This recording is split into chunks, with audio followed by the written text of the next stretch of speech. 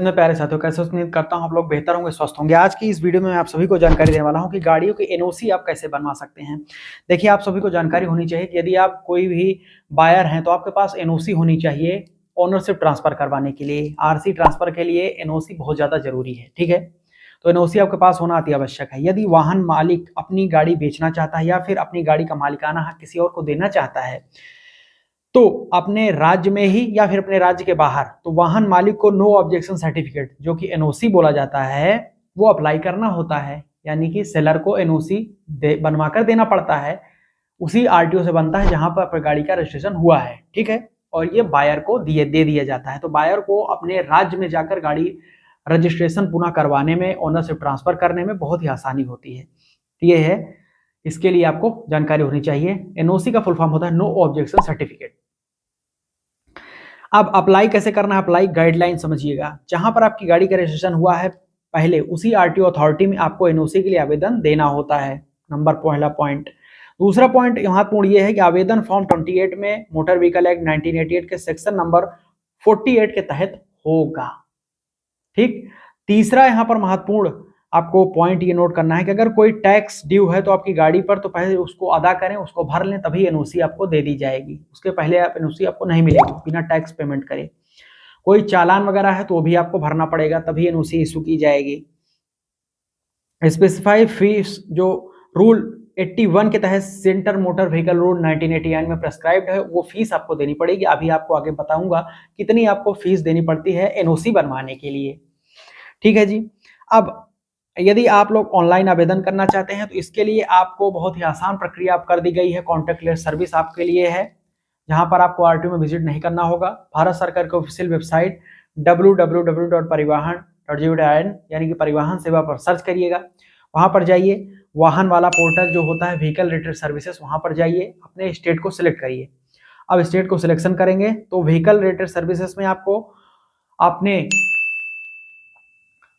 Online services पे जाना है। ऑनलाइन सर्विसेज पे जाने के बाद में अपनी गाड़ी का रजिस्ट्रेशन नंबर, स्टेट और आरटीओ को सिलेक्ट करिए, टर्म्स कंडीशन एक्सेप्ट करिए और प्रोसीड पर क्लिक करिए। प्रोसीड पर क्लिक करेंगे, अब जो आपको ऑप्शन देखने को मिलेंगे वहां पर जब आप नीचे स्क्रॉल करेंगे तो एनओसी अप्लाई का ऑप्शन आपको मिलेगा, जिसमें स्टेट सिलेक्शन करना होगा और फिर से व्हीकल का रजिस्ट्रेशन नंबर, आरटीओ, प्रोसीड पर क्लिक करेंगे तो आप एनओसी वहां से अप्लाई कर पाएंगे। ये है ऑनलाइन प्रक्रिया एनओसी आवेदन करने की, ठीक है। यदि आपको ऑनलाइन आवेदन करना नहीं आता है तो कोई दिक्कत नहीं है, आप अपने आरटीओ में जाकर भी ये काम बहुत ही आसानी से कर सकते हैं। बायर सेलर दोनों जा सकते हैं। सेलर को जाना इसमें जरूरी है, बायर के लिए कोई बाध्यता नहीं है, ये आप समझ लीजिएगा, ठीक है। क्योंकि सेलर को एनओसी इशू करवा के बायर को देनी होती है, तो बायर अपने राज्य में ओनरशिप ट्रांसफर आसानी से करवा लेता है। अब जो फीस की बात होती है तो सेंटर मोटर व्हीकल रूल 1989 में जो रूल 81 है, रूल 81 के तहत एनओसी इशू करवाने की फीस 100 रुपए है, समझ लीजिएगा, ठीक है। मात्र 100 रुपए आपको देना पड़ेगा एनओसी इशू करवाने का। अब एनओसी की जो वैलिडिटी होती है, वैधता होती है, ये भी आपको नोट करना है। एक बार जब एनओसी इशू कर दिया जाता है तो उसकी वैधता 6 माह तक होती है, 6 मंथ ऑफ वैलिडिटी। 6 माह की वैधता के साथ एनओसी इशू किया जाएगा। उसी 6 महीने के अंदर आप अपनी गाड़ी का आरसी रिन्यूअल करवा लीजिएगा, ओनरशिप ट्रांसफर हो जाना चाहिए, नहीं तो फिर आपको दिक्कत पड़ेगी, ठीक है। जिसमें सबसे महत्वपूर्ण, अब आपको डॉक्यूमेंट क्या कौन कौन से एनओसी इशू करने के लिए आपके पास होने चाहिए। बायर सेलर दोनों लोग ध्यान समझिए। यदि गाड़ी प्राइवेट है तो आपको एप्लीकेशन फॉर्म 28 में आवेदन करना है, आरसी आपको देनी है, इंश्योरेंस कॉपी आपकी गाड़ी की लगेगी, payment of vehicle of tax, यदि कोई टैक्स है तो पेमेंट जो आपने किया है उसकी रिसिप्ट, पीयूसीसी पोल्यूशन कंट्रोल सर्टिफिकेट, पांचवा है। और छठवा है चेचिस और इंजन नंबर का पेंसिल प्रिंट, सातवां है सिग्नेचर ऑफ ऑनर। ये प्राइवेट गाड़ी के लिए इतने डॉक्यूमेंट आपको देना पड़ेगा। इसमें है 7 दस्तावेज। अब ट्रांसपोर्ट गाड़ी है, कोई भी कमर्शियल गाड़ी है तो उसमें ये सारे दस्तावेज आपको लगेंगे ही लगेंगे जो प्राइवेट वाले हैं ये, लेकिन इसमें कुछ एडिशनल डॉक्यूमेंट लगते हैं, जिसमें permit surrender receipt, challan clearance receipt, tax clearance receipt, fitness clearance receipt. बाकी प्राइवेट वाले दस्तावेज लगाकर ये सारे एडिशनल डॉक्यूमेंट आपको लगाना है, तब आप ट्रांसपोर्ट गाड़ी के लिए डॉक्यूमेंट आपके पूर्ण हो जाएंगे। यानी कि कोई कमर्शियल गाड़ी का एनओसी इशू करवाना चाहते हैं तो। अब ये आपने सारे दस्तावेज ले लिए, फीस भुगतान कर दिया, ऑनलाइन अप्लाई कर दिया, सारी गाइडलाइंस का पालन किया आपने।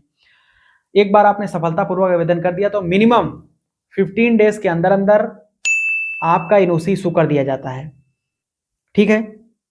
और अधिकतम ये जाएगा तो 30 दिन जाएगा, 30 दिनों के अंदर अंदर आपका एनओसी आपके हाथ में आ जाएगा।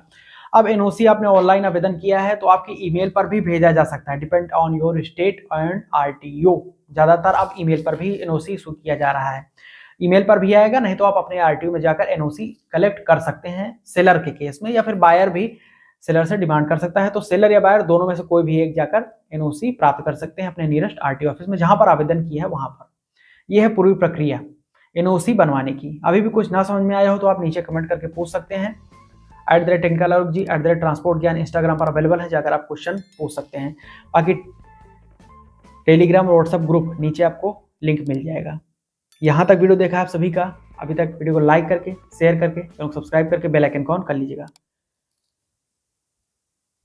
बहुत बहुत धन्यवाद। मिलता हूँ नए वीडियो में नए टॉपिक को लेकर, तब तक के लिए बहुत बहुत धन्यवाद। जय हिंद, वंदे मातरम।